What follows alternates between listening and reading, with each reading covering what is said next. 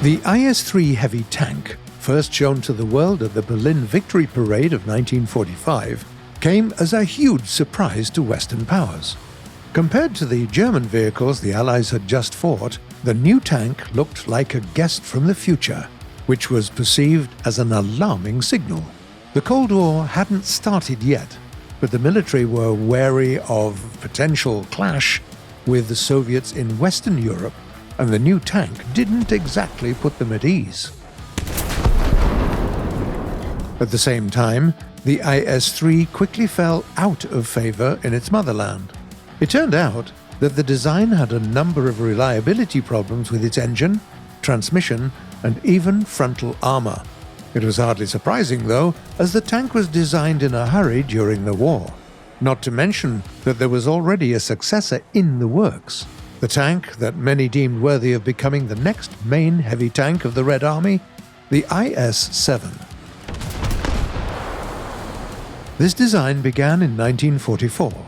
A team led by Yusuf Yakovlevich Kortin had a goal of creating the most advanced vehicle permitted by the current level of technology and industry.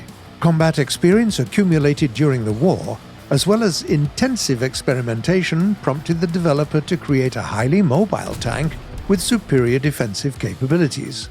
Initially, the tank had to receive the time-tested D-25T gun, but as early as 1945, the team behind the project started experimenting with a 130mm cannon.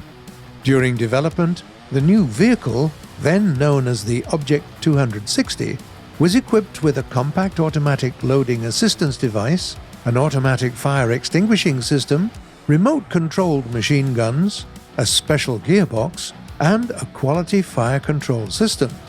First, the developer wanted to use telescopic sights with an optical rangefinder, but at some point the team considered even a radar-based targeting system.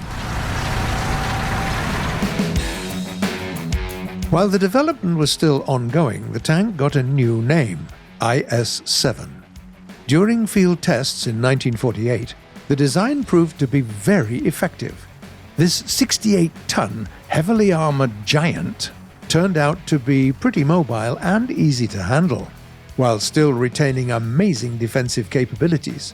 Its pike nose armour, incorporating the lessons learned with the IS-3, was nigh impenetrable.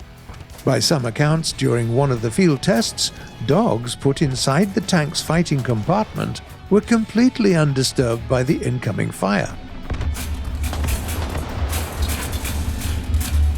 Thanks to the incorporation of an automatic loading assistance device, the tank had a fire rate of around 6 rounds per minute, quite an achievement given the caliber of the gun. The 1050 horsepower M50T diesel engine, derived from a naval marine engine, also performed pretty well too. Obviously, the tests were not without incident. For example, one of the prototypes burned down, despite both sets of internal extinguishers firing. The cause of the fire was thought to have originated with the weight-saving plastic-lined canvas fuel tanks, yet another of experimental features of the IS-7. Due to a number of reasons, the story of the IS-7 finished soon after trials, basically before it properly began. Even the Soviet post-war economy, with huge resources dedicated to the growth of military industry, couldn't afford such an expensive vehicle. Not to mention that, given its sheer weight, it was a logistical nightmare. That's why, as opposed to the imperfect IS-3 that actually made it into the field, the IS-7 was never accepted into mass production, with some parts of its design later used while developing the T-10 heavy tank. Today, the IS-7 can be found in the Kubinka Tank Museum and in War Thunder as well. In the game, the IS-7 is a gift-heavy tank belonging to the Soviet tech tree. It has a BR of 8.3, which means that it's often pitted against first-generation MBTs, modern IFVs, tank destroyers armed with AT missiles, and even helicopters. And you know what?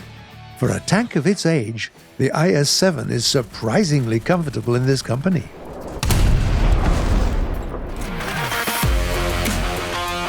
Despite its incredible weight, the IS-7 can easily go at 40 kph in off-road conditions, and at up to 60 kph on a road, and 23 kph in reverse. That's the kind of mobility you see on, for example, the BMP-2, a much lighter IFV that is still being used today. Furthermore, the tank's 130mm cannon has both access to powerful rounds and a pretty good fire rate. It takes the assisted loader only 10 seconds to load a shell to your first-order ammo rack, which is only 3 seconds slower than what you get on a Western MBT using the L7 cannon. When it comes to armour, the IS-7 can withstand hits by APHE and APHEBC rounds, and sometimes early subcaliber shells as well as some APF-SDS rounds. At the same time, more advanced munitions of this class can easily pierce the tank's defences, if not directly through its frontal armour, then through the area around the mantlet. Heat rounds and ATGM are especially dangerous. That's why, for example, the tiny M56 is such a threat to the Soviet giant. If needed, the IS-7 can be played as a breakthrough tank, or at the very least, as an aggressive fire support. Even helicopters should be wary of it, as a good burst from a KPVT heavy machine gun can easily bring down a reckless bird. All in all, the IS-7 plays pretty much like an MBT, just a sturdier and somewhat less agile one. Even though the IS-7 was easily one of the most advanced tank designs of its time, Soviet decision-makers chose to rely on lighter vehicles like the T-54.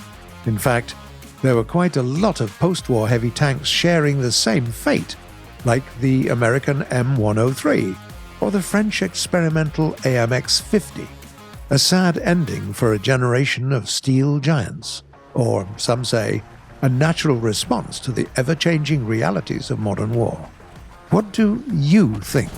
Please tell us in the comments below, we'd love to know.